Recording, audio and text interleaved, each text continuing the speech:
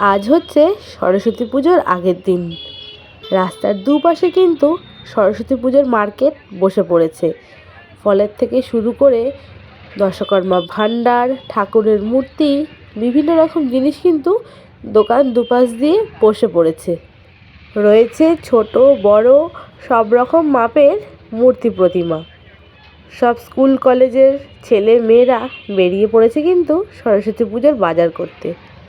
আর দেখো, সঙ্গে বাচ্চাদের ধুতি, পাঞ্জাবি, শাড়ি সব কিছুই কিন্তু বিক্রি হচ্ছে। চলে এসেছি ফলের দোকানে। পুজোর বাজার, ফল কিনবো তাই। ওই পাশে রাস্তায় এত ভিড় যে ওইখান থেকে কেনার কিন্তু আর সুযোগ হয়ে উঠলো না। এই কাকুর দোকান থেকে আমি সবসময় ফল কিনি, তাই আজকের পুজোর বাজারটাও এইখান থেকে করতেই কিন্তু চলে আসলাম। কাকুর দোকানে এই গ্রিন অ্যাপেলগুলো নতুন এসেছে, তবে কাঁচা না পাকা আমি কিন্তু বুঝতে পারলাম না। এর আগে গ্রিন অ্যাপেল আমি কখনোই খাইনি। তো ভিডিও হচ্ছে দেখে কাকু বলল যে আমারও কিন্তু তাহলে ভিডিও হয়ে যাবে নিশ্চয়ই। আমি বললাম যে হ্যাঁ কাকু, তোমাকেও দেখাবে। কাকু ভালোবেসে সানাকে একটা কলা দিল। ও প্রত্যেক দিনই এই দোকান থেকে কলা কিনে খায়, তাই আজ যেহেতু অনেকগুলোই ফল বাজার করেছি, তাই কাকু বলছে এই ফলটা আজ আমার তরফ থেকে ভাইকে আমি দিলাম। সানাকে কিন্তু ভালোবেসে কাকুটা ভাই বলেই ডাকে। স্টেশন ক্রস করে ওপারে যাব, দেখলাম যে 3 নম্বর প্ল্যাটফর্মে মালগাড়ি ঢুকে পড়েছে, তাই দাঁড়িয়ে পড়লাম। চলে এসেছি স্কুল থেকে বাড়িতে এসে এখন ওই যে বই খাতা সারা খাটে ছড়ানো, জামা কাপড়ে চেঞ্জ করতে পারিনি। এই যে বসে পড়েছি হাতে মেহেন্দি পরাতে। সরস্বতী পুজো উপলক্ষে ওর বম্মা মেহেন্দি এনে দিয়েছে। 3 মেয়ে বসে পড়েছে মেহেন্দি পড়তে, তাই তো। ও এক হাতে নিজে নিজে পড়েছে, ওই দেখা বোঝা যাচ্ছে না, এখনও ডার্ক হয়নি। আমি বললাম যে দাঁড়া, আমি মানে সানাকে স্কুল থেকে নিয়ে আসি, এনে পড়িয়ে দেবো। তো যাই হোক, যথারীতি ওর ধৈর্য ধরলো না, তো নিজে নিজে পড়ে নিয়েছে। তো এখন এক হাতের যেই বাকি রয়েছে ডান হাতে ওটা পরিয়ে দেবো, আর তারপরে সানা কাছে স্নান করতে আসলে তারপর ওকে আবার পড়াবো। আর এদিকে সরস্বতী পুজো নিয়ে তো ওরা খুব এক্সাইটেড। পুজো তো আছেই, কালকে ওদের স্কুলেও পুজো হবে, ওরা যাবে স্কুলে। তাহলে মেহেন্দিটা পরিয়ে নিই, তারপর তোমাদেরকে আবার দেখাচ্ছি। তাহলে ততক্ষণ সঙ্গে থাকো, পুরো ভিডিওটা দেখতে থাকো। মেহেন্দি পরানো কমপ্লিট, পাটা হাতছড়া। এই যে এই হচ্ছে মেহেন্দির ডিজাইন। কেমন হয়েছে মেহেন্দিটা অবশ্যই জানিও। এটা এক হাতে হলো, এক হাতে ও করেছে। দেখা, রাখ হাত দুটো পাশাপাশি রাখ। এই যে এই হাতে ও করেছে। এই আমি আগেই বলেছিলাম যে রাখ, আমি এসে করিয়ে দেবো। কেমন হয়েছে বন্ধুরা মেহেন্দিটা কমেন্টে অবশ্যই জানিও। ওকে পড়াতে পড়াতে সানা স্নান টান কমপ্লিট করে চলে আসলো, দিলাম 2 হাতে পরিয়ে। আমিও কিন্তু ছোটোবেলায় এইরকমই ঠিক সরস্বতী পুজোর সময় 2 হাতে মেহেন্দি পরতাম। তো বাচ্চারাও এই প্রচলনটা চালু রেখেছে, বেশ ভালো লাগে। বন্ধুরা চলে আসলাম সোজা সন্ধেবেলায়। তো দেখো এখন 3 বোনে মিলে ঠাকুর ঘরের দুয়ারে আলপনা দিচ্ছে, আর এদিকে আরেকজন দিচ্ছে ওই যে ভেতরে। 3 দিন সরে যায় একটু, ওই যে যেখানে ঠাকুরের আসন পাতা হবে সেইখানে। আর এইখানে এখন দিচ্ছে আমার মেয়ে। ও তো আর পারে না, তাই জন্য ওর দিদি ওকে হাত দিয়ে আলপনা দিয়ে দিচ্ছে। বাবা দিদির হাত ধরে করো শোনা, লম্বা। আমরা যখন ছোট ছিলাম আমাদেরও কিন্তু ঠিক এইরকমই এক্সাইটমেন্ট থাকতো সরস্বতী পুজোর ঠিক আগের দিন। তো এখন সেইগুলোই আমাদের মেয়েদের মধ্যে ফুটে উঠেছে। তো আমার মেয়ের তো স্কুলে সরস্বতী পুজো নেই, কেননা ও তো কনভেন্ট স্কুলে পড়ে।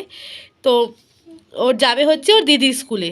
তবে একটা কথাই খুব খারাপ লাগে যে আমরা ছোটোবেলা থেকে যে সরস্বতী পুজো মানেই যেতাম যে স্কুলে যাব, আনন্দ করব বন্ধুদের সঙ্গে, শাড়ি পরে স্কুলে যাব, ঘুরতে যাব, স্কুলে বসে সব বন্ধুরা একসঙ্গে খাওয়া দাওয়া করব। তো সেইগুলো কিন্তু আমার মেয়ে বুঝলো না, এই একটা জিনিসই খারাপ লাগে। তো যাই হোক, সরস্বতী পুজোর প্রিপারেশান আমাদের বাড়িতে কিন্তু তোড়জোড়ভাবে শুরু হয়ে গেছে। আলপনা দেওয়া হচ্ছে, এদিকে 2 হাতে মেহেন্দি পরে নিয়েছে। বাবা মেহেন্দির রংটা দেখাও, এই যে মেহেন্দির কালারটা দেখা। ওই যে 3 আলপনা মেহেন্দি। বাবা তোরটা দেখি, হাতেরটা একটু দেখাও, 2 হাতেরটা দেখাও। এই যে হাতে মেহেন্দির কালারটাও কিন্তু খুব সুন্দর, এই যে খুব সুন্দরভাবে কালার এসছে। বেশিক্ষণ রাখেনি, তবে কালারটা কিন্তু ভালোই এসেছে। 3 তোরটা দেখি। এই যে এই হচ্ছে 3 হাতের। 3 চোখে এখন চশমা লেগে গেছে, 3 2 চোখের জায়গায় এখন 4 চোখ হয়ে গেছে। আর এদিকে আলপনা দিচ্ছে দুই বোনে মিলে।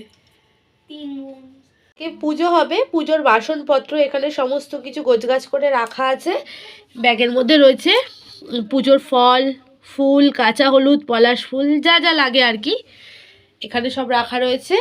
আর এখানে ব্যাগের মধ্যে রয়েছে দশকর্মা ভাণ্ডারের সব কিছু। আচ্ছা, ঠাকুর কোথায় রাখা? ওটা মা জানে। আচ্ছা, ঠাকুরটা দিদিভাই সরিয়ে রেখেছে। আর এইখানে একজন এই যে আলপনা দিচ্ছে, এইখানে ঠাকুরের আসনটা বাঁধা হবে। আমাদের ঠাকুর ঘরটা যেহেতু একটু ছোট, তো এখানে একটু কষ্ট করে ঠাকুরটাকে সাইডে বসিয়েই আমাদের পুজো করতে হয়, নাহলে পুরোহিত বসার তো জায়গা থাকে না। পুরোহিত মশাই দাদাই, পুরোহিত বলতে তো আমরা হাজবেন্ডই পুজো করে, যেহেতু ওরা ব্রাহ্মণ। তো সরস্বতী পুজো করতে আমরা বাইরে থেকে কোনো ব্রাহ্মণ আনি না, হাজবেন্ডকে দিয়েই পুজো করিয়ে দিই। আর আলপনাটা কিন্তু বেশ ভালোই এঁকেছে। সর একটু দেখি। Hidden talent. Hidden talent. গত বছরের আলপনা করা ছিল, তো তার ওপর থেকেই খড়িমাটি দিয়ে করেছে, এখনো কমপ্লিট হয়নি। আর এগুলো যেগুলো ছিল না, এই ফুলটা যেমন কি এই ডিজাইনটা, তো এটা আমি নিজের থেকেই করেছি। ওইগুলো তো তোর হিডেন ট্যালেন্ট বললি, তাই না? আমি জানি না আমি এত ভালো আলপনা দিতে পারি, তাই না? সত্যি সত্যি। ঠাকুর ঘরের কাজবাজ সারতে সারতে কিন্তু প্রায় অনেকটাই রাত হয়ে গেছে। আর আজকে রান্নাবান্না করতে একদমই ইচ্ছে হলো না, তাই দিদিভাইয়ের অর্ডার যে আজ রান্নাবান্না বন্ধ, বাইরে থেকেই খাবার কিনে এনে খাওয়া হবে। তাই রাতে সবার জন্য আনা হলো রুটি আর চিলি চিকেন।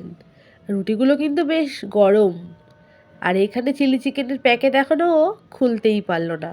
গার্ডার দিয়ে এমন শক্ত করে আটকেছে যে সহজে কিন্তু আর খুলছে না। আর বাচ্চাদের তো খুব মজা যে চিলি চিকেন খাবে, তবে চিলি চিকেনের টেস্টটা কিন্তু অতটাও ভালো ছিল না, খুব স্পাইসি আর ঝাল ছিল। তো বন্ধুরা, আজকের আমার ব্লগটা আমি এইখানেই শেষ করব। তোমাদের সঙ্গে দেখা হবে পরের দিন, অর্থাৎ সরস্বতী পুজোর দিন। আমার এই ছোট্ট ব্লগটা তোমাদের কেমন লাগলো অবশ্যই কমেন্টে জানিও। ভালো লাগলে একটা লাইক, শেয়ার, কমেন্ট করো। ততক্ষণ রাতে ডিনারটাও করে নিই, পরের দিন তো অনেক সকাল সকাল উঠতে হবে। ভিডিওর কিছু যদি ভালো লাগে সাবস্ক্রাইব করতে অবশ্যই ভুলো না।